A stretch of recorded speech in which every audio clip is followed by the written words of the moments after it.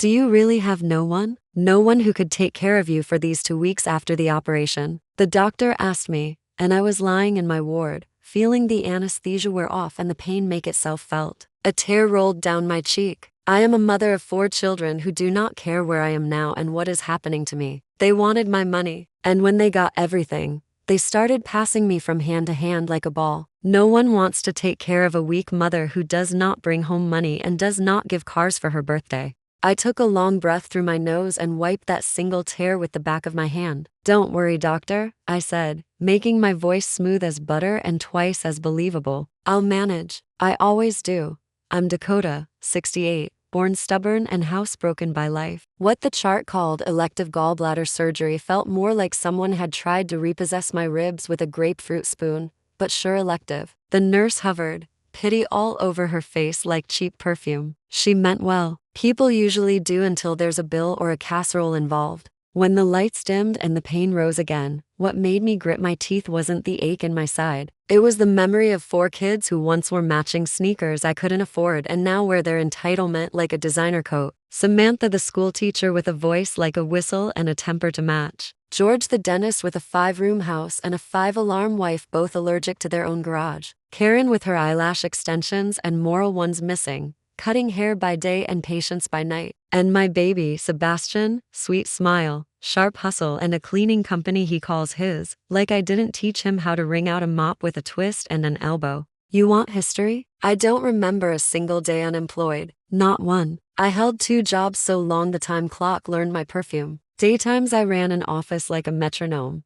Nights I lifted trays heavier than my pride. I bought that house when everyone told me not to, my husband worrying about debt, my mother worrying about gossip, the mortgage broker worrying about my spine. I took the house on installments because the bank said no and my gut said try me. 4 bedrooms, thin walls, a yard where you could hear summer coming 2 weeks early. We ate the best food my second shift could buy and wore clothes that let my kids pretend money didn't itch when it touched our skin. Everyone had their own room, even if Samantha tried to annex the hallway with poster tape and a bad attitude. All 4 of them got their degrees. Samantha got certified to teach other people's kids how to behave while forgetting to practice on her own. George drilled his way into dentistry and a marriage that set my teeth on edge. Karen learned how to wield scissors and silence, both sharp enough to cut family TIs. And Sebastian, my youngest, he turned my mop lessons into a company that made glossy brochures and promises he didn't want to keep to his mama. When my husband died 3 years ago, I'd barely taken off my black dress before the meeting started. Kitchen table summits, serious faces. "Mom, the maintenance on the house," George said, tapping at a spreadsheet like a metronome. "Mom, the taxes," Samantha chimed in, finding a way to make a number sound like a moral failing. Karen used the word optics. Sebastian used the word transition. They promise me security the way commercials promise happiness loudly and with fine print. "Sell the house," they said. "Live with one of us," they said. I signed papers that felt like a second funeral and smiled at the realtor's cologne. They split the proceeds like they were sorting leftover lasagna into 4 plastic containers with their names written on masking tape. "You'll live with us," they promised, like I'd won a cruise instead of lost an anchor. I chose Sebastian first, because the baby never outgrows his place in a mother's heart even when he grows into a man with a shoe collection and a calendar full of networking. I offered help hire staff, process orders, answer phones, scrub a sink or 5. I've cleaned every surface a human being can pretend is clean, and I still know the tricks to make a kitchen gleam like a lie. But my son pressed his lips and stared at the carpet. "Mom, I need to establish my personal life," he said. "While you live with me, I can't even bring a girlfriend." He said girlfriend the way some people say parole officer. "Sweetheart," I said, "she can come over. I'll make lasagna. She can have the big piece. I won't even ask if she's vaccinated." He didn't laugh. He moved me on like an appointment that ran over. "Next stop, Samantha." Teacher voice, principal heart. She and her husband fought like 2 radios tuned to different stations. The children, Michael 14 and glow in the dark with hormones, and Monica 12, sarcasm already sharper than her eyeliner, started calling my room the quiet place, which tells you everything you need to know. Samantha harnessed her rage like a sled dog and ran it right over everybody's feelings. Every night was a courtroom. Accusations, exhibits, Your Honor, objection, sustained. I did dishes with my earbuds in and a Bible verse in my mouth, but even scripture gets tired. When I tried to leave, Samantha said I was abandoning the family. I said, I stuffed the family in car seats and drove it through 20 years. You can pull it into the garage for one. Then I kissed my grandbabies, pressed a 20 into each palm. Old habits die stubborn, and wheeled my suitcase out like a soldier who survived. Karen welcomed me like a spa scented with judgment. We were fine, pleasant, tidy, civil until the money I had carefully not needed became money I had actually spent. The day the balance reached zero, she looked me in the eye,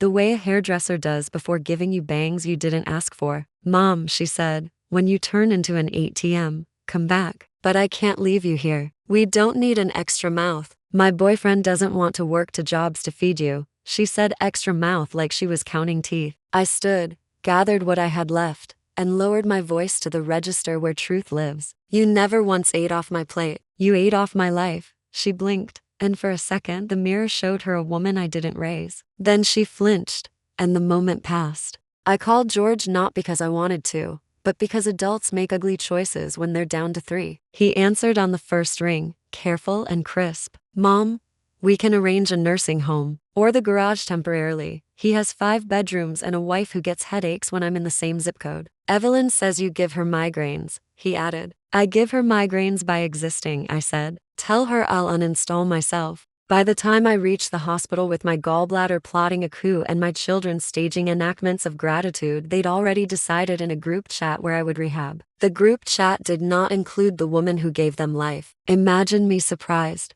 So no doctor, no one to take me home, no casserole, no schedule, no sign-up sheet with color-coded boxes for who would sit with me while I slept. Just Dakota and her stubborn breathing. I Ubered to my brother's house 2 days later, stitches tugging, suitcase screaming in its wheels. My brother, Dean, is a bachelor at 56, living in our parents' old place like it still remembers our laughter. He opened the door and didn't ask questions. That's why I love him. Some people open their mouths and add weight to your bones. Dean opens his arms and subtracts. Stay, he said. As long as you need. He made tea. He set up the recliner. He tuned the TV to a channel where no one yells. He has the soul of a porch. While he worked nights, I tried to earn my keep. Cleaned, cooked, changed out bulbs that flickered like secrets. After 3 days, the house looked like a before and after ad, where the after has a mortgage and fewer regrets. I went up to the attic to fetch a fan. Summer in our town arrives with manners and heat and met the ghosts of every box we'd ever packed.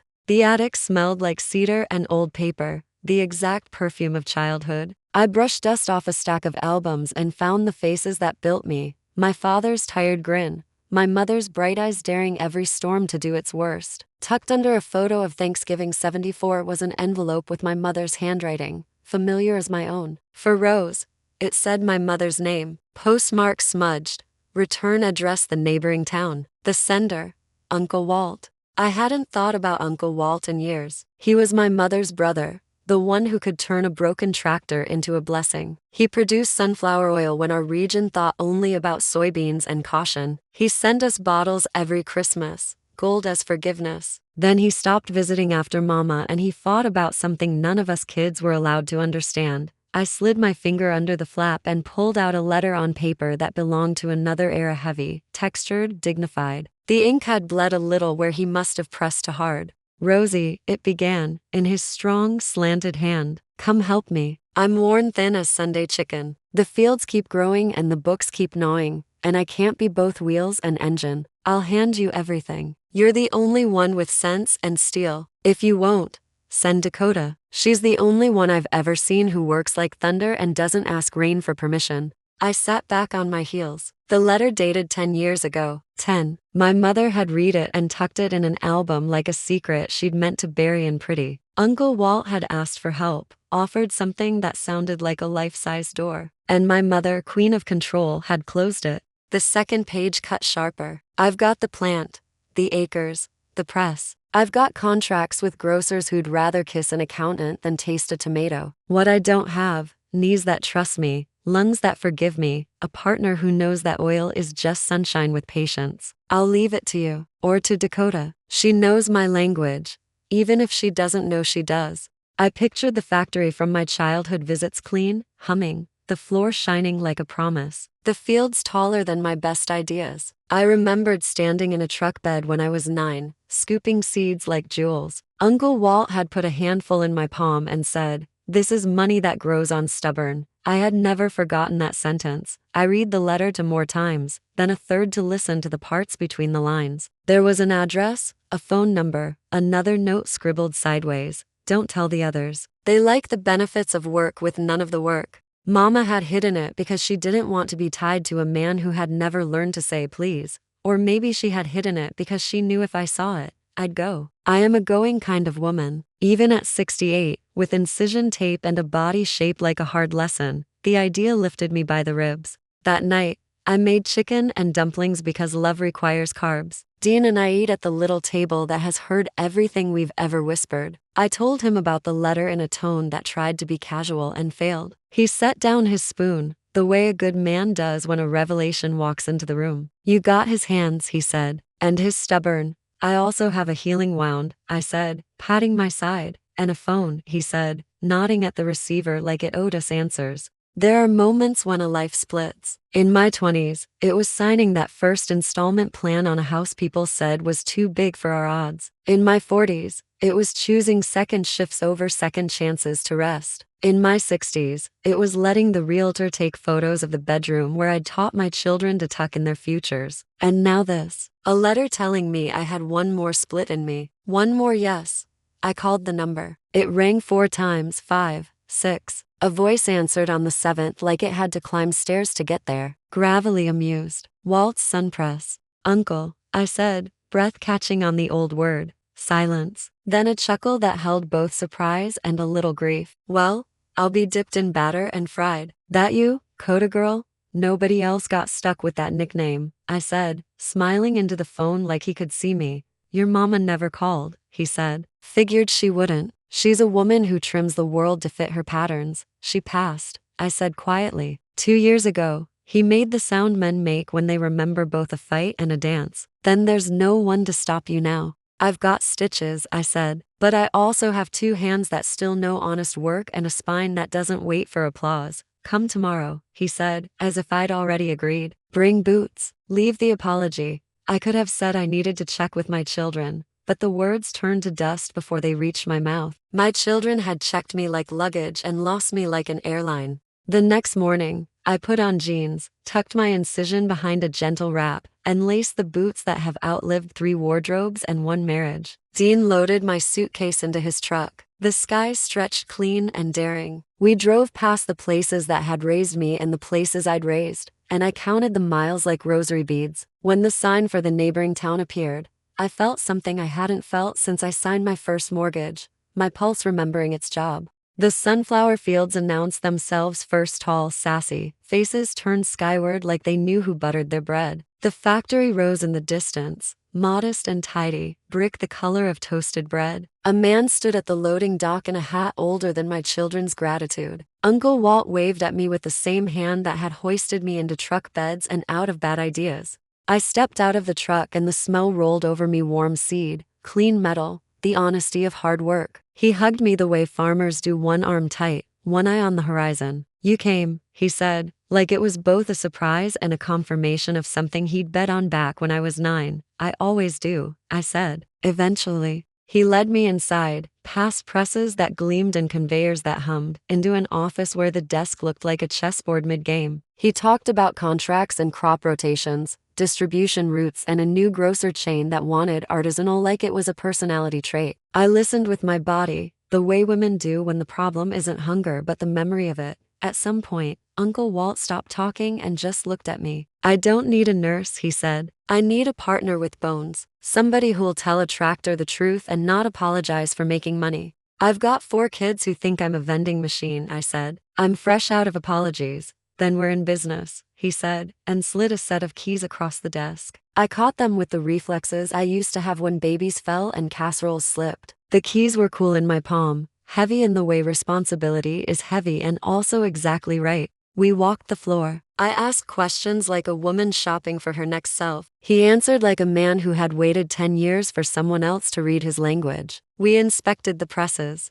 I learned the precise note a bearing sings when it needs replacing. I met the crew, 3 men who called me ma'am and 1 woman who looked at my boots and nodded like we'd already survived a fire together. By late afternoon, my stitches ached, my brain buzzed, and my soul had found a chair. We stood at the loading dock while a truck rolled out toward a grocery chain that would underpay us today and beg tomorrow. Uncle Walt leaned on the railing. "I'm 79, he said. "The doctor says my knees are thrift store bargains. I'm not dying, not yet. But the fields don't slow because your body does. I'll stay, I'll teach. Then I'll go sit by a pond and argue with fish. And the business?" I asked. He smiled, the way men smile when they've held a secret like a bird in their hands, gentle enough not to crush it and firm enough not to let it fly away. "I've already signed papers. Before I called you, I called a lawyer. It'll be yours. Not because your family is a word that's been mugged lately, but because you're the one who showed up with boots and backbone. You'll do right by it."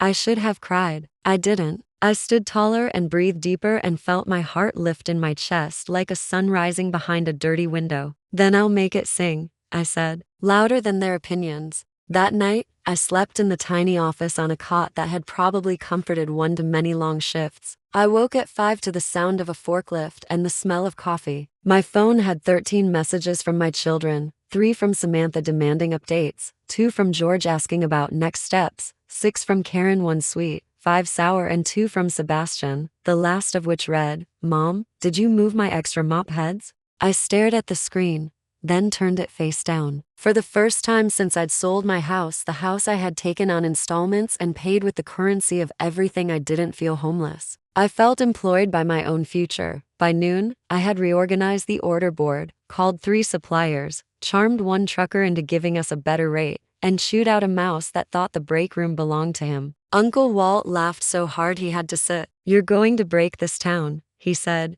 "No," I said, grinning. "I'm going to feed it." And just when my blood found its rhythm and my hands remembered how to be necessary, my phone lit up with a message from Karen. "Mom, we need to talk." Big news. A ring emoji. A diamond the size of her expectations. "I'll come by tonight with my boyfriend. We'll celebrate and then you'll help with the wedding, right?" "Don't say no, I already told him you would." I looked across the factory yard at fields bright as brave. I looked at the keys in my palm and the ledger on my desk. I looked at the ghosts of every past version of me who had paid for cake and left hungry. "Come by," I typed. "I'll be here." I put the phone in the drawer, slid the bolt like a period at the end of a sentence, and went back to the press. The metal sang. The sun laid itself down over acres of stubborn hope. I set my jaw, rolled up my sleeves, and prepared at last, and on purpose, to become the kind of woman whose children would learn that money is not a mother, and a mother is not a bank. When the factory clock struck 5 and the crew clocked out with promises to return at dawn, I stood alone on the dock and watched the last truck disappear into the golden distance. Somewhere on the highway,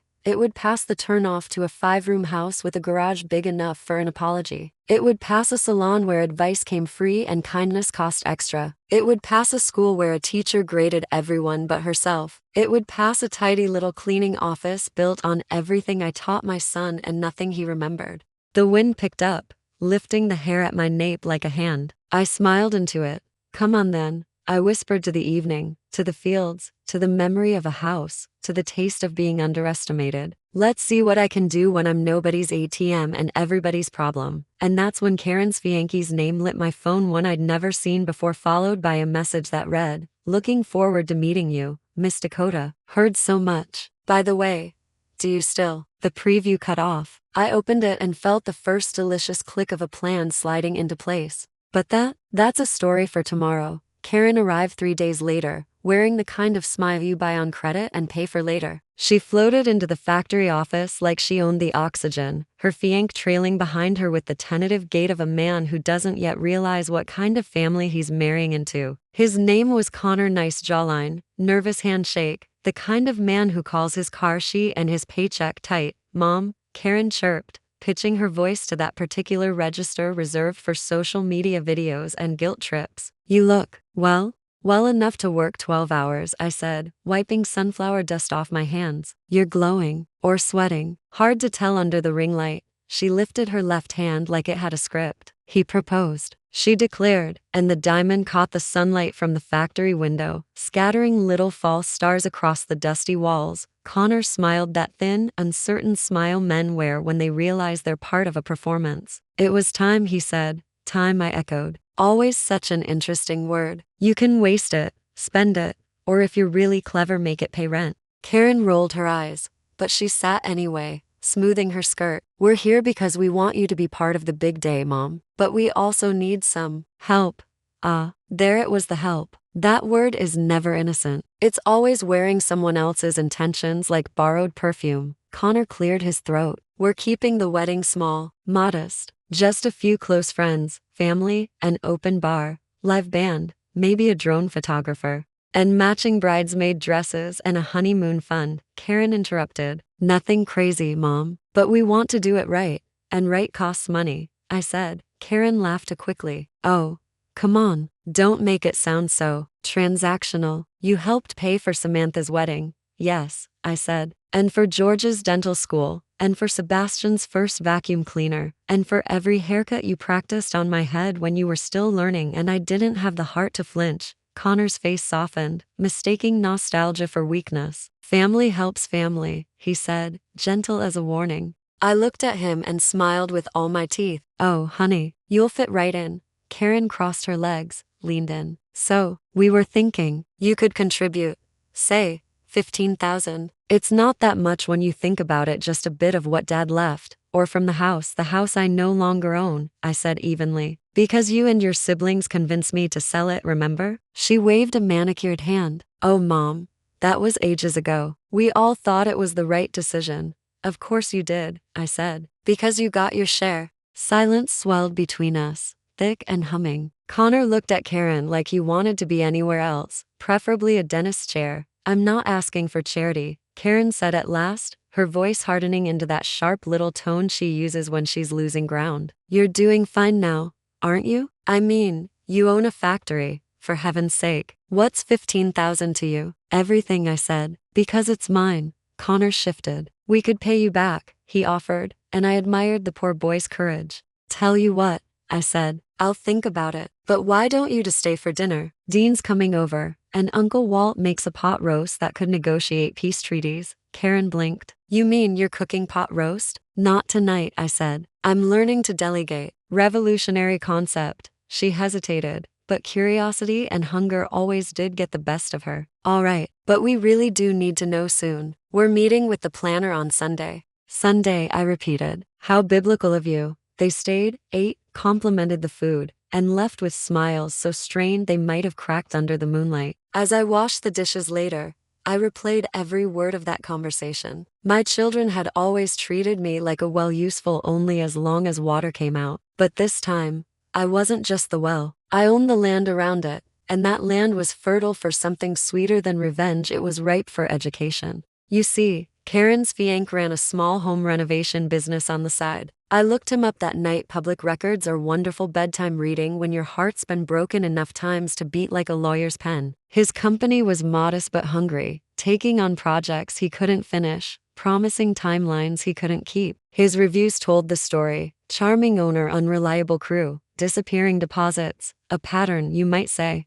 By morning, I had a plan. I called my lawyer. Yes, I'd gotten one after inheriting the factory. A woman named Delilah Sharp. Best in the county and twice as ruthless as her name implies. Delilah, I said, I need to buy a property, discreetly, and I need it to need fixing. How bad? She asked. Bad enough to tempt an overconfident man with a toolbox and a fragile ego. By the end of the week, I owned a little clapboard house to towns over, a sweet wreck of a place with peeling paint and promise in its bones. The kind of house that could test a man's integrity if he had any to begin with. Then I called Connor. Hi, sweetheart, I said brightly. You mentioned your renovation business, right? I just bought a small property. Needs a little love. Thought I'd give you the first shot. You could hear the eagerness through the phone. Really? That's amazing. Karen didn't tell me you were looking. She doesn't know, I said. It's a surprise. Of course. I'll give you my best rate. We can start next week. Perfect, I said. I'll have the keys waiting.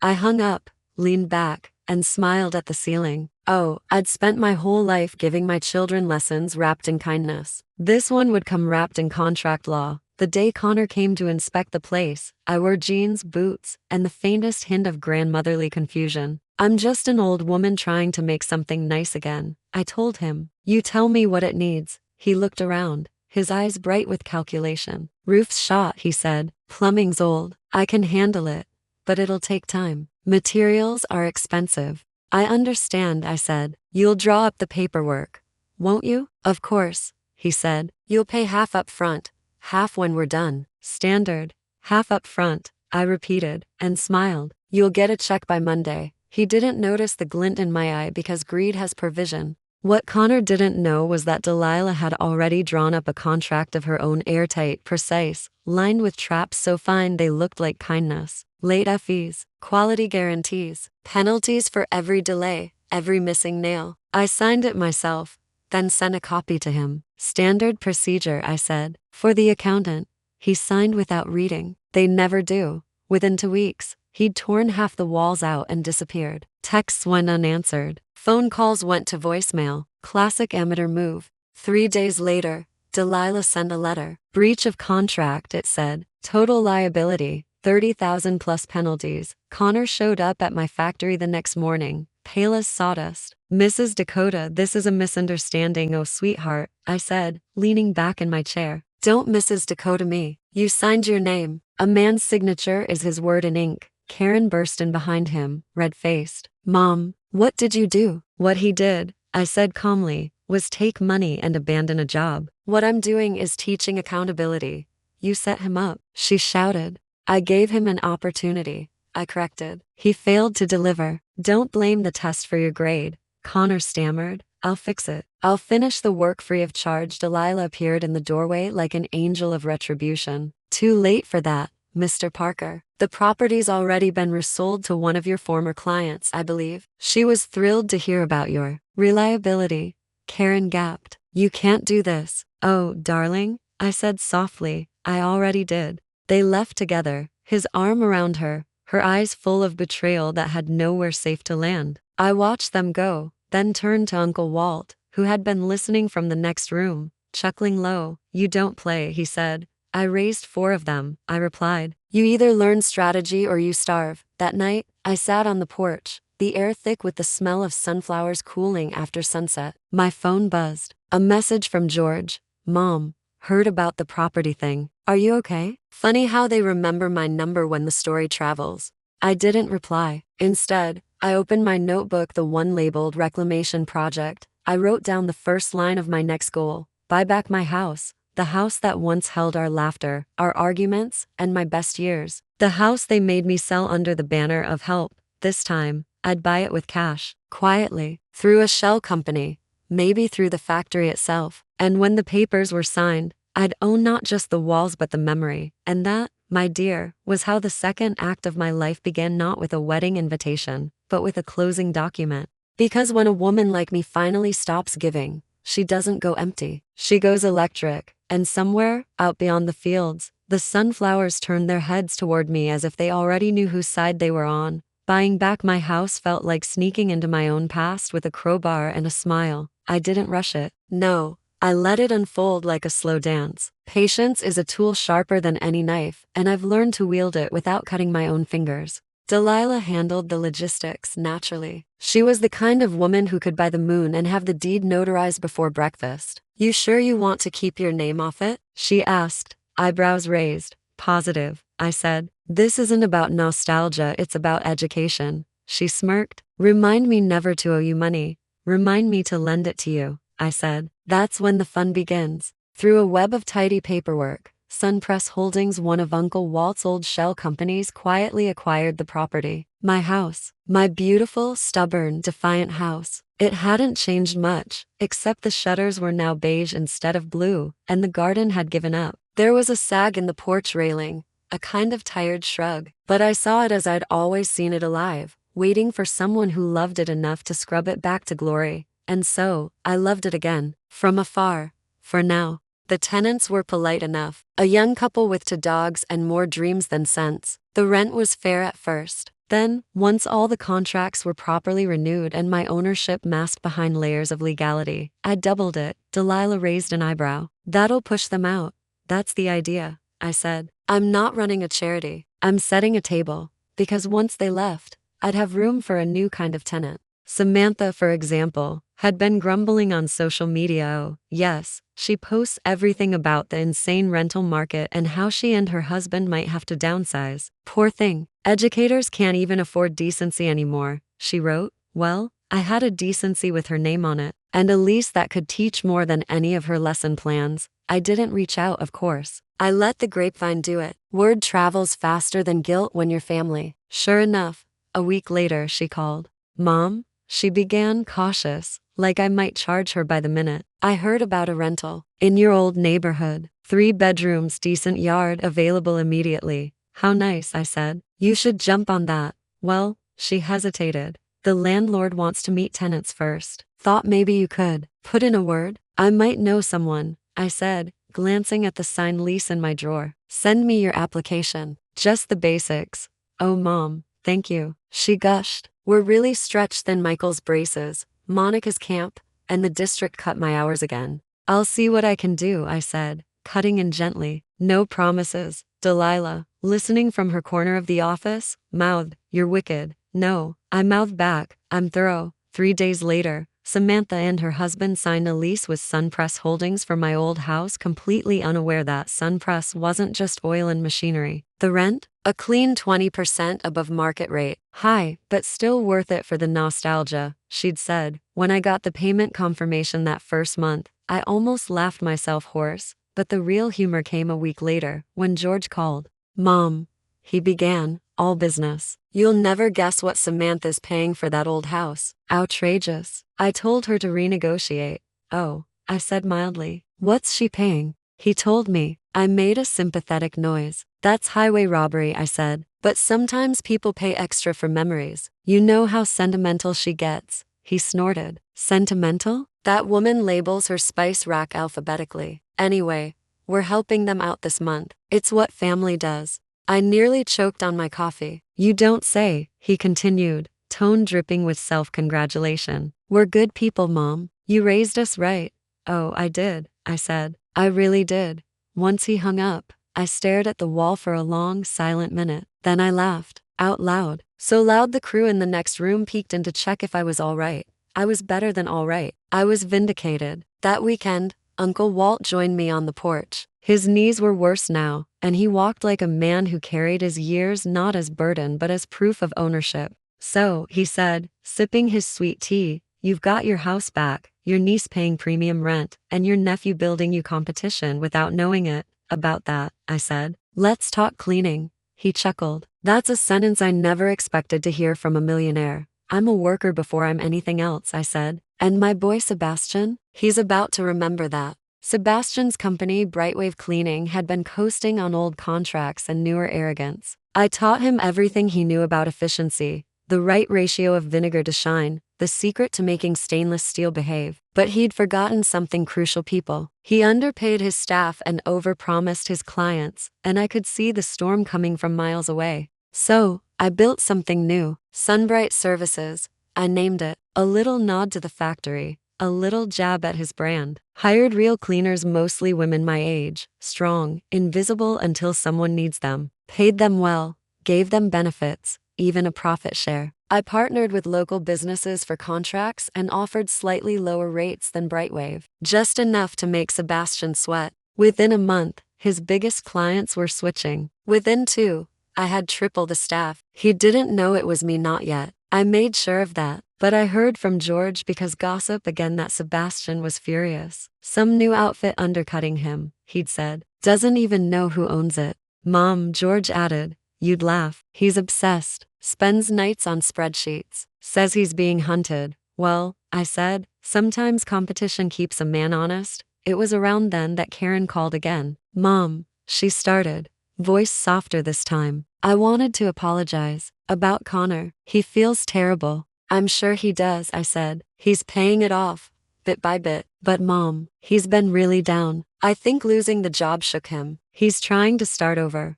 Good, I said. He'll learn. We all do. She hesitated. I miss you. We all do. Do you though? Yes, she said quickly. I think we got so used to you fixing things that we forgot you were a person. We were wrong. For a second, just a second, I almost softened. Almost. But wisdom isn't cruelty. It's endurance wearing heels. I appreciate that, Karen, I said. But don't miss me, learn from me. That's better use of your time. After she hung up, I went outside. The fields were in bloom, golden and loud, the kind of beauty that doesn't ask permission to exist. Uncle Walt came up behind me, leaning on his cane. You're rebuilding everything, he said quietly. And they're starting to see it. I don't want them to see it, I said. Not yet. I want them to feel it first. He laughed, the sound like gravel and grace. You always were the storm before the rain, and maybe I was, because that night, I got an email from a supplier who'd been trying to lowball us for months. He'd send a screenshot, accidentally attached a message thread between him and Sebastian. My son had been trying to poach our clients, unaware the competitor was his mother. I read the message 3 times, then whispered to myself, oh, sweet boy, you just lit the fuse. I poured myself a glass of bourbon, sat at my desk, and drafted a reply that could slice through glass. Dear Mr. Lennox, we at Sunbright Services appreciate your interest in collaboration. However, we prefer partners who keep their ethics in stock. Best regards, D. Monroe, CEO. Monroe, my maiden name, the name I had before I became someone's wife, someone's mother, someone's convenience. When I hit send, I smiled, a slow, satisfied smile that reached places I hadn't felt alive in years. And outside,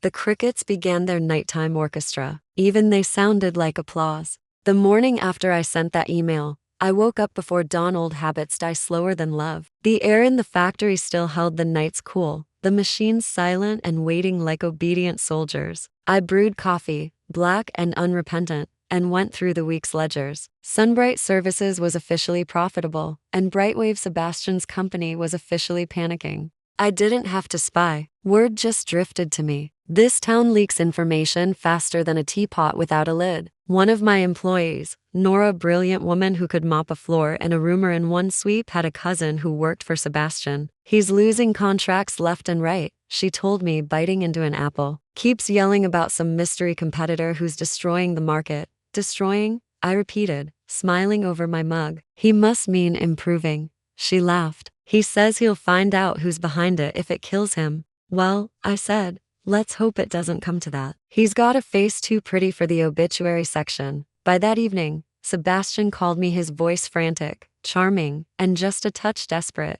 the way it used to sound when he was 6 and hiding a broken vase behind his back. Mom, he said, you still have friends in business, right? I have acquaintances in many fields, I replied. Why? There's this company, Sunbright Services. Out of nowhere, they're eating my lunch. Do you know them? I paused for effect. Sunbright? Rings a bell. Something to do with sunflower oil? No, Mom. They're cleaning my field, my clients. Well, imitation is the sincerest form of flattery, I said lightly. Maybe they're inspired by your success. He groaned. Don't joke, please. This is serious. My employees are restless. If this keeps up, I might have to lay people off. Lay them off, I repeated, setting down my cup. Oh, honey, that must be hard. Maybe you could I don't know, pay them better? People tend to stay where they're fed, he sighed. Mom, it's not that simple. It never is, I said, but it's usually that obvious. He changed the subject after that, too quickly, like he always did when truth poked its head out. He asked about my health, about Dean, about whether I'd thought about moving closer to the city. I told him I was exactly where I belonged. When I hung up, I couldn't help but smile. You see, it wasn't just revenge anymore, it was revelation. My children were finally getting to know me, piece by piece, the way people study a painting they've ignored for years. They were seeing the colors they never noticed when I was too busy holding everything together. That weekend, I decided to visit my old neighborhood, the one I now technically owned half of. I parked across from the house that was mine twice over, and sat there for a moment, just watching. The lawn was trimmed but tired, the shutters still beige, and there was a faint sound of yelling from inside. Samantha's voice, recognizable anywhere. I got out of the car and walked up the sidewalk, feeling that old rhythm in my step,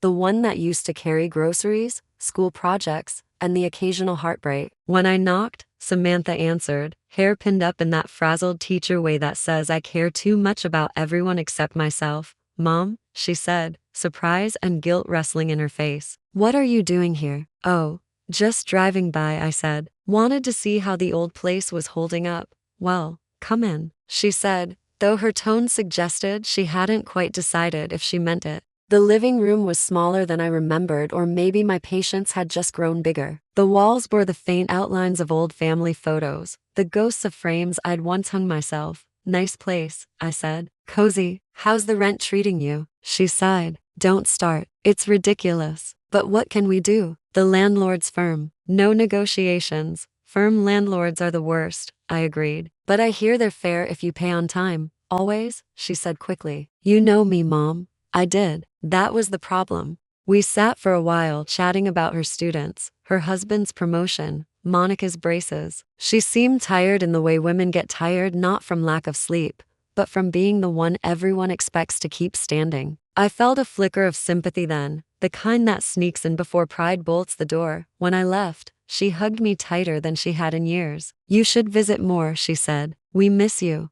I'll think about it, I said. Driving back to the factory, I rolled down the window. The sunset hit the fields just right, turning every sunflower into a mirror of gold. Uncle Walt used to say that sunflowers are the only plants that follow light even when clouds try to hide it. They don't wait for the sun, he said. They chase it. I decided then that I wouldn't just own my life again, I'd expand it. So, I did what any 68-year-old woman with a second wind and a hidden empire would do. I made plans to grow. First, I bought 2 more small cleaning outfits in neighboring towns, merging them quietly into Sunbright. Then I upgraded the oil plant's packaging line and struck a deal with a national grocery chain. Walt's Sunpress bottles would sit on shelves coast to coast by spring, and through it all, my phone kept ringing. Karen, apologizing again. George, bragging about his new car. Samantha, complaining about property taxes. Sebastian, begging for business advice. One evening, when the sky was pink as forgiveness, I got a call from George's wife, Evelyn. Now, Evelyn and I have never liked each other,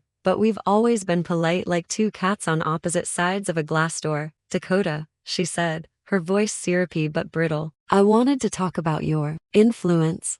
My influence? Yes, she said. The children talk. You've been quite involved lately. The property, the businesses. It's causing tension. They're worried about you. Worried, I repeated, savoring the word like it was a fine whiskey. That's new. They think you're overextending yourself. At your age, Evelyn, I interrupted, my voice steady as granite. When I was your age, I worked 2 jobs, raised 4 kids, buried a husband, and still found time to make sure everyone else ate before I did. Overextending is my resting state. Silence. Then a huff. Well, just don't get carried away. Oh honey, I said, I'm already airborne. She hung up without another word. That night, I couldn't sleep. Not from guilt or worry, but from energy. The kind of restless, sparking energy that comes when life starts listening to you again. I went outside barefoot and walked among the fields. The night air smelled of soil and oil and possibility. I looked up at the stars and whispered, you see that, Walt? Your factory's still breathing. Your niece still working. Your sunflowers still turning their heads. And from somewhere in the distance, I could almost hear his laugh, rough, proud, alive. Then my phone buzzed. A message from Sebastian. Mom, something big just happened. Brightwave might go under. Please call me. I looked at the screen, at his name, at the little gray bubbles that meant he was typing again, desperate to be heard. I smiled, not cruelly, but with a mother's patience sharpened into a blade. I typed back, I'll call tomorrow. In the meantime, remember, when one business closes, another one opens, sometimes right across the street. And then I put the phone away, leaned against the porch railing, and let the night settle around me like a crown I'd finally remembered how to wear. When I finally called Sebastian the next morning, I could tell he hadn't slept. His voice was hoarse, stretched thin over pride and panic. Mom, he said, without preamble, it's bad. I didn't rush him. I stirred my coffee slowly, the spoon tapping a soft rhythm against the cup. How bad, sweetheart? Half my contracts are gone. Clients are ghosting. Reviews online are brutal. Someone's undercutting us at every turn, and I can't figure out who. It's like they know my prices before I do. Oh dear, I murmured. Sounds almost personal. He groaned. Don't joke, Mom. This could ruin me. I've got payroll, equipment leases, insurance, it's a mess. Well, I said, maybe it's time to consider joining forces with this new company. Competition can be partnership in disguise. I'd rather mop the ocean, he snapped. Then I suggest you bring a good bucket, I replied sweetly. He sighed again, the kind of sound that once would have sent me running to fix things, but not anymore. I'd done my years as the family's emergency mechanic. This time, the engine would sputter on its own. After we hung up, I felt the tiniest pang of guilt. It's not that I wanted Sebastian to fail, it's that I needed him to learn. There's a difference. Love without lesson is a cage, not a gift. Uncle Walt always said, the earth teaches through blisters. I suppose motherhood does too. A few days later, Dean drove me into town for groceries. As we passed Main Street, I noticed a sign on one of the empty storefronts for lease. The windows were dusty, the space bare, but I saw it immediately: potential. Stop the car, I said. Dean did, grinning. Oh no, that look. What are you scheming, Coda? Expansion, I said simply. A Sunbright office right here. Ground level, glass front. Brightwave won't know what hit it. He chuckled. You're dangerous when you get an idea. I'm dangerous when I'm ignored, I corrected. By the end of the week, the lease was signed. The next, the sign went up. Sunbright Services clean starts here. Brightwave's headquarters were less than a mile away. If poetic justice were a map, I'd just build a monument on it. The grand opening was small but sharp. Balloons, coffee, and a ribbon cut with the same scissors I used to open report cards, birthday gifts, and the occasional stubborn manila envelope. Women from all over town came to apply. Middle-aged, older, tired of being invisible. I hired every single one I could afford. Here, I told them, you get respect with your paycheck. They clapped. Some even cried. One, a weary grandmother named Louise, hugged me so tight I thought she'd crack my ribs. We've been waiting for a woman like you, she said. Darlin', I whispered back, so have I. Within weeks, Sunbright became a local favorite. Our vans gleamed yellow and white like sunlight bottled for errands, and our slogan spread like wildfire. We don't clean houses, we polish dignity. Meanwhile, Brightwave's office grew quieter. I drove past one afternoon and saw Sebastian standing outside, phone to his ear, shoulders slumped. It tugged at me, I won't lie. But then I remembered the day he told me he couldn't establish his personal life with me living under his roof, and my sympathy turned into a quiet smile. Poetic balance, that's all. One evening, Karen called. Her voice was low, cautious. Mom, are you busy? Always, I said, glancing at the spreadsheets glowing on my laptop. Connor, he's been trying to get another renovation job. No one will hire him. Word spread about the contract thing. Word tends to do that when it bathes in facts, I said, and let the silence sit there like a guest who wasn't leaving. She sighed. Could you just ease up? He made a mistake. We're trying to plan the wedding. It's been a lot, Karen, I said gently. I was a lot for 40 years. I was a lot of dinners and a lot of night shifts and a lot of tuition bills. Your turn. She didn't like that. I could hear her anger inhale. We were hoping you'd help with costs. Venue deposit is due Friday. No, she laughed, brittle. No, and I won't be attending either. Wouldn't want to become an extra mouth, remember? I let the phrase sit between us. She made a small sound, like a teacup cracking. You can't weaponize that, she whispered. I can holster it, I said, and I can aim it at the right target. She hung up. I put my phone down, took a long drink of water, and stared at the yellow and white vans lined up outside my office window like obedient sunbeams. Revenge is a dish best served with paperwork and impeccable timing. I had both. Connor had taken my money and disappeared on a job. That wasn't an accident. It was a pattern. You don't fix a pattern by giving it fabric. You fix it by taking away the scissors. Delilah drew up a second set of filings, this time with the contractors board. Turns out when you abandon a project with a signed quality clause and a calendar of penalties, your license doesn't love you back. We didn't have to shove. We just nudged. His license went into review. Translation, he could still swing a hammer at home, but professionally he was benched. And because I'm nothing if not thematic, I called an old friend from church who runs the county's largest food pantry. We planned a fundraiser. Not a gala, no. A workers' supper in a warehouse. Long tables, good bread, bowls of soup, live music, a night of dignity. I bought 10,000 loaves from every bakery within 100 miles and paid them extra to stamp the paper sleeves with a sentence I wrote myself. from the woman you called an extra mouth. May no one in this town ever be one again. The story made the rounds before dessert, not because I called the paper, because every woman who ladled broth and every man who swept afterward went home with a loaf and a line worth repeating. By morning, the phrase had its own gravity. By afternoon, the bakery racks were empty and my phone was full of messages, some warm, some furious, all proof that the town was awake.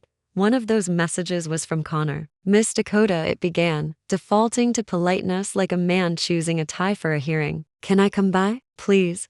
Tomorrow," I texted. "Sunrise." He arrived early, which told me he understood at least one thing. You don't keep a woman waiting when she's holding your reputation by the lapels. I led him through the factory on purpose, so the presses could do the talking. Machines have a way of reminding men what consistency looks like. We sat at the small metal table by the loading dock. He kept smoothing his hair, a nervous tic that made him look 12. "I messed up," he said. "Correct," I said. "And sloppy." He swallowed. "I'll pay back every dollar. You'll pay it forward," I said. "And back, and sideways if I say so." He blinked. "I don't follow." "That's new for you," I said. "Here's the deal.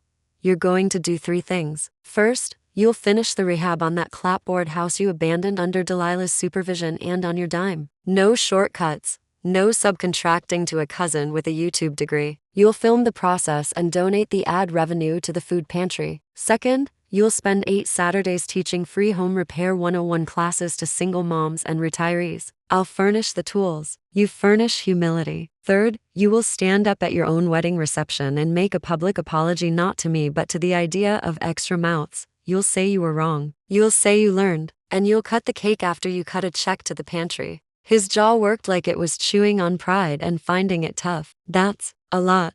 "I'm a lot," I said, pleasant as pie. "And if you balk, Delilah files to more complaints, and I buy the building your company leases and turn your office into Sunbright's volunteer center. Your choice." He stared at the dust motes in the morning light for a long time. Then he nodded. "Okay. You'll also write a thank you note to your future mother-in-law," I added. His eyebrows shot up. "To Karen? Try again, sweetheart." He blinked. The hint landed. "To you." "To me," I said. "Handwritten. Pen. Stamp. Mailbox. We're bringing back civilization." He left, chastened and, if I'm any judge of character, relieved. Some men don't want a clean slate so much as a credible broom. The next week, I moved on to the rest of the syllabus. George first. My son, the dentist with the 5-room house and a garage he once offered as a temporary habitat to his mother, the way people offer a mason jar to a firefly. He leased his dental office, a sleek box on a busy corner. I bought the building through a separate holding company and sent a courteous letter. "New landlord, new terms. Keep the lease as is and add 1 clause, 2 pro bono clinic days per month for low-income patients. In exchange, your rent stays below market. Decline, and the rent adjusts to market plus 10. He called within an hour. "Mom, is this you?" "Define this," I said. "The landlord," he said. "Sunfield Corner Properties." "That's you?" "Guilty," I said, cheerful as a choir. "How's Evelyn's head?" His sigh was a balloon losing air. "Mom, this is aggressive." "No," I said, "it's generous. I'm letting you choose between money and medicine. Pick the one you advertised in your college essay." Silence. Then softly, 2 days a month? 2, I said. "We'll send coffee and cookies. You'll send people home able to chew them." He agreed. He would have agreed to 3. Samantha next. The house she was renting, my house, needed a new roof. I scheduled the work, paid for the materials, and tacked a note to the fridge during the walkthrough. This house used to hold a woman who stayed up nights paying for other people's futures. In exchange for a rent reduction, please. No yelling inside these walls for 30 days. Make a chart. Check boxes. Teach the children what a peaceful month feels like. Signed, management. She called me. "Is this a joke?" "It's a lease addendum," I said. "And a mercy." She tried to argue, then cried instead, the real kind, not weaponized. "I don't know how to stop. We start, and then I can't, then you practice," I said softly, "like scales. And when you mess up, you start again." She whispered, "Okay." And then, smaller, "Thank you." I hung up and sat very still. The quiet around me wasn't empty anymore. It was earned. By the time the clapboard house wore new paint and Connor had survived Saturday school for accountability, Sunbright had outpaced Brightwave decisively. I kept my anonymity because a lesson lands better if it doesn't look like a lecture from your mother. Still, Sebastian was spiraling. He showed up unannounced, knocking at the factory office door like a boy who'd found his way home by accident. "Mom," he said, stepping inside without waiting. "I found out who owns Sunbright." "Oh," I said, sliding a folder over a pile of invoices. "Do tell." He stared at me, then laughed once sharp, disbelieving. "It's you." "Surprise," I said. "Want coffee?" He sank into the chair across from me, scrubbed his face with both hands, and then, God love him, he grinned. "I should have known. The vans, the slogan, the profit sharing. You took everything I ignored and turned it into a company." "I took everything I taught you," I corrected. "You left the parts that sounded like work." He nodded, chastened and alive. "I've been arrogant, mhum. I've been unfair to my staff, also mhum. I've been a lousy son. I let that one sit between us until it warmed up." "You've been a busy one," I said. "Busy surviving your own ego." He laughed again, softer. "What happens now? Do you destroy me?" "Honey, if I wanted to destroy you, you'd be a Yelp cautionary tale and a case study at the community college. I want you to learn. Here are your options." I slid a one-page document across the desk. Option A: sell Brightwave to Sunbright. I'll keep your best people. You take a year off and come back as an operations lead. Option B: you keep Brightwave and compete fairly. Living wages, real schedules, no poaching. We meet quarterly for tea and transparency. You mess up, I publish numbers and send cookies to your clients with our rates printed on the ribbon. He scanned the page. "This is maternal." "It's merciful," I said. "Maternity optional." He chose option A. Smart boy. We shook hands, and I pulled him into a hug before he could remember to resist it. He cried into my shoulder, the sound a man makes when somebody finally turns the light on in a room he's been stumbling through for years. As for Karen, well, the wedding arrived whether I arved or not. The church looked like a florist fainted in it. I sent my gift to the food pantry and a sealed envelope to the pastor with a donation for the couple's pre-marriage counseling, 6 sessions paid in full because love is a better contractor than any of us. Connor did his part. After the vows, he took the microphone, hands shaking, eyes bright. "I used to talk about extra mouths," he said, voice carrying to the back pews where gossip lives. "I said it about the woman who'd raised the woman I love. I was wrong. Hungry people aren't extra. They're the point. Today we're donating to the pantry in honor of the mother of the bride. And I'm finishing a house I walked away from because cowardice is a habit I'm done feeding." A murmur went through the room. Karen cried, mascara and relief running at the same speed. Somewhere, a baker smiled. I wasn't there to hear it. I was at the factory, counting trucks like blessings and watching the fields tip their bright faces toward a sky that hadn't promised anything and still delivered. That night, I drove past my old street. The roofers had wrapped up, the lawn was cut, the porch light was on. In the window I saw movement: Samantha, her husband, the kids. No one yelling. The TV volume low. A game of cards on the coffee table. A month is a small thing and a large one, a start. I parked down the block and walked the sidewalk like I used to when the mortgage payment was a dragon I slew with aprons and spreadsheets. My key would still fit the front door,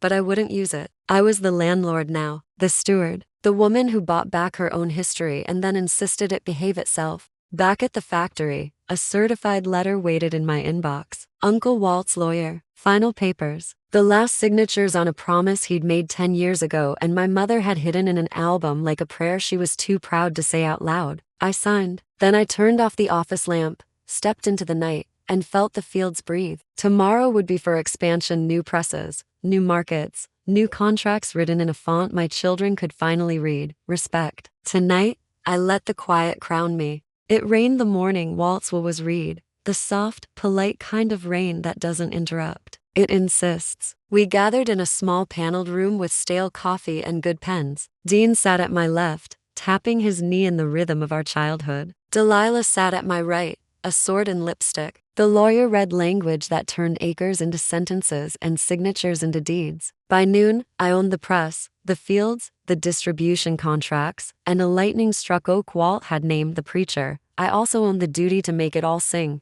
I didn't celebrate. I went to work. Scale. I told the crew at morning meeting, but keep the soul. We're going national without becoming stupid. We added a second shift, upgraded the filtration line, and inked a private label deal with a grocery chain that insisted on calling everything artisanal. I let them have the word. We kept the quality. Sunbright absorbed Brightwave smoothly, like two liquids becoming one better sauce. Sebastian returned after a month with a haircut made of humility. He took over operations under Nora Maiwiri, brilliant floor general who trained him in the art of showing up early and letting other people finish their sentences. He found he liked it. George launched his first free clinic day under a banner I didn't ask for but appreciated. Smiles are a right, Evelyn attended, sunglasses in her hair like a truce flag, and handed out toothbrushes with strained grace. I sent over fresh coffee and a tray of lemon bars. She sent back a note, thank you, for the coffee, and for insisting. I pinned it on the factory corkboard under unexpected good news. Samantha turned in her first month's no yelling chart with 31 proud check marks and a note in her own hand. We had two almosts. We whispered on purpose instead. I lowered the rent and sent a board game in the mail with a card. Keep whispering. Love management. Michael and Monica texted me selfies playing it, grinning the kind of grin teens reserve for victory and sugar. I stared at those faces a long time and forgave a little more than I intended to. Karen and Connor came by the factory one afternoon, unannounced, unsure of whether they were welcome. They brought a basket good bread, local honey, a jar of jam with a handwritten label, and the apology sat between us like a fragile heirloom. Connor looked older, or maybe just correctly aged. He thanked me without speeches. Karen's eyes were steady, her hands not so busy with performing. They asked if they could help with the pantry supper that month. Yes, I said, 6 to 9. Wear shoes you can splash in. They did. They mopped and chopped and learned the names that live on the other side of extra, and when the lights went down, Karen hugged me and didn't try to fix the past with words. Smart girl. And then there was the house. I bought a second building, the one where Karen and Connor lived, and raised the rent with a clear letter and a clean clause, help with pantry deliveries twice a month and attend a tenant's budgeting workshop, and the rent reverses the increase. Adulting, as they say, with receipts. They signed, they showed up. Budgeting turned into bravery when you watched a neighbor choose between bills and bread. The day I told them both buildings were mine was a Tuesday. I made tea at the kitchen table of my old house, Samantha's house, on paper. I set 4 envelopes on the table, one for each child.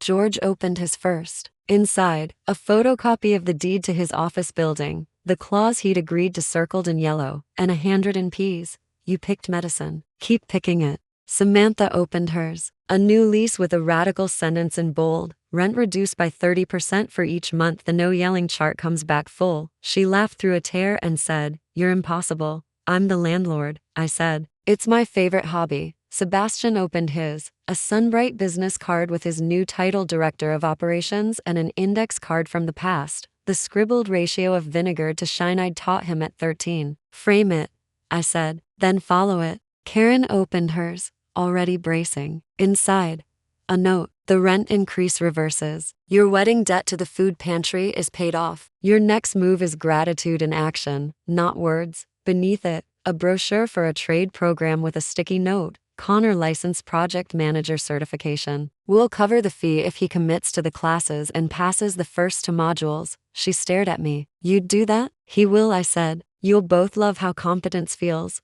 No one spoke for a minute. The kettle ticked. Outside, a neighbor's dog announced a leaf. Finally, George cleared his throat. You're different.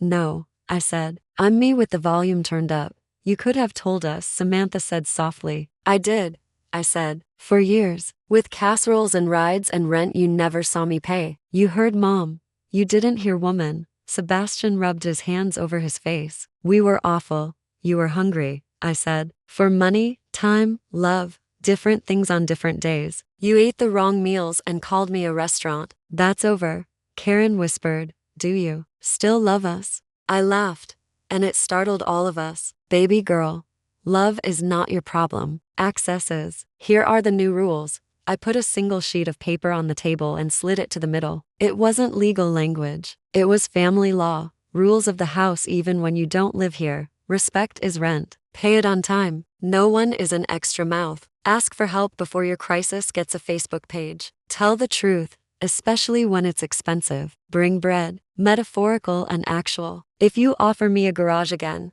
I will park a bakery in your driveway. They laughed. Then they didn't. We signed at the bottom like diplomats at a small, significant peace. And because grace is messy, the universe immediately sent me a test. Evelyn called to apologize. Not the brittle kind, the real one, where the voice is smaller because the soul is bigger. I've been unkind, she said, the words heavy and honest. I've been jealous of how much they love you. I'm sorry. I sat very still and remembered the days when I envied women whose daughters-in-law like them. Thank you, I said. Let's start over.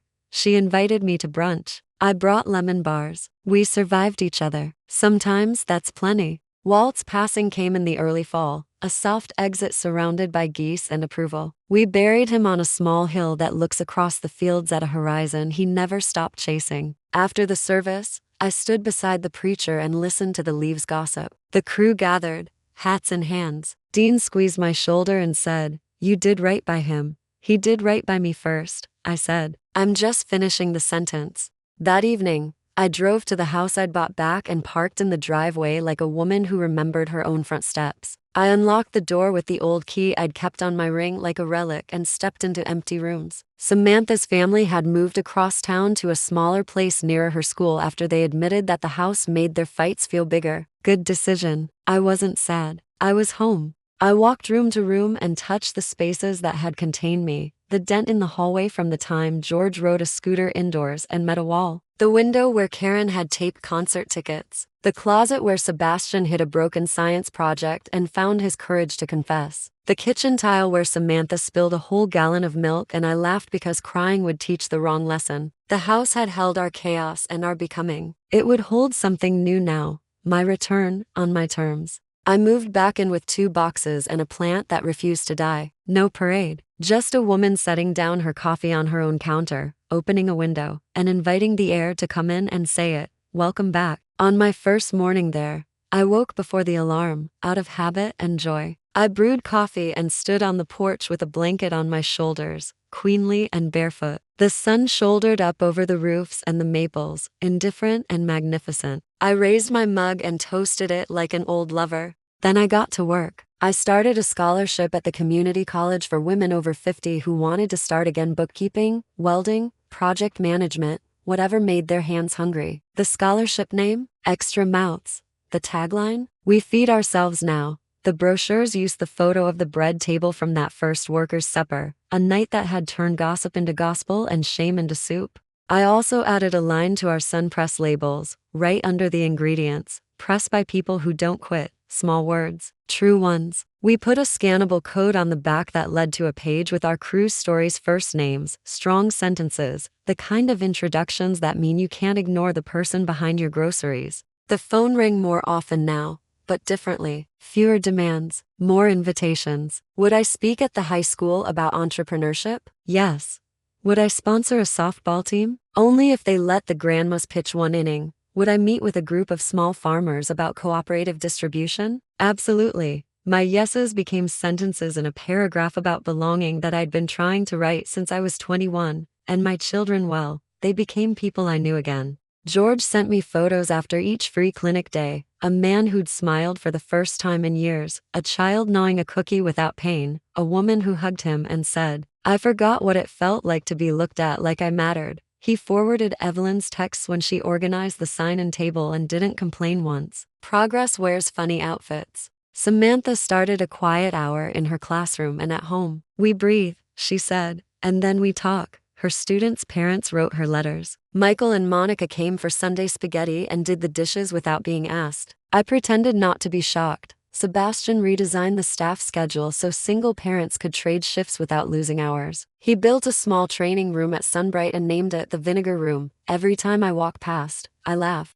Karen launched a sliding scale beauty day on the last Thursday of each month: free haircuts for job seekers, blowouts for moms who needed to remember their faces in a mirror that wasn't judging. She hung a discreet sign at the register: "We do not accept tips for kindness." Connor passed his first 2 certification modules and framed his scores, a detail that charmed me despite my best efforts to remain unimpressed. He finished the clapboard house like it was a prayer and handed the keys to a widow who cried so hard he panicked and called Karen, then me, and I told him, "That's the sound of a wall coming down." One night, They all showed up at my porch without coordination, as if some old magnet had found its charge again. Dean came too, because the porch is his natural habitat. We ate peach cobbler from paper bowls and watched the fireflies practice being small lanterns. After dessert, I went inside and came back with a stack of envelopes. The room went quiet. Relax, I said. They're not bills. They were letters, simple ones, 1 or 2 paragraphs each. To Samantha, the story of the first time she read out loud at age 6 and corrected her own mispronunciation with such fierce pride I'd had to leave the room to cry and laugh. To George,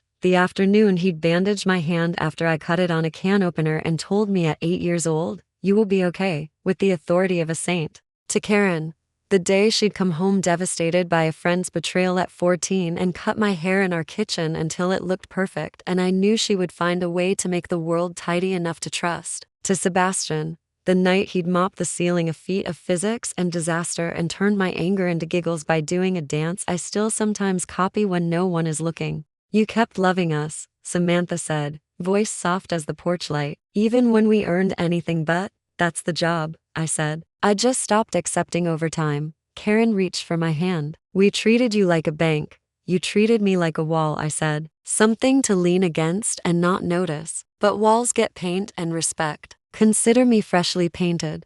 We sat until the cobbler was gone and the porch hummed like a waiting song. The children grown, messy, hilariously human told stories I hadn't heard because I'd been too tired to ask and they'd been too busy being sure of themselves to tell. We laughed. We apologized. We negotiated future holidays like dignitaries who had decided not to invade each other anymore. Before they left, George turned at the steps. Mom, if I bring the kids next week, could we make bread? Bring aprons, I said. We'll make extra. He grinned, and for a second I saw the boy who used to steal rolls before dinner and swear on his plastic dinosaur he hadn't. After they drove away, I stood alone on the porch. Then not alone, because solitude had finally turned back into a friend. I looked across the street at the ordinary houses and felt something formal and freeing settle into my bones. I had bought back my house. I had bought back my name. I had bought back the story of who I am when no one is taking attendance. People ask, even now, Dakota,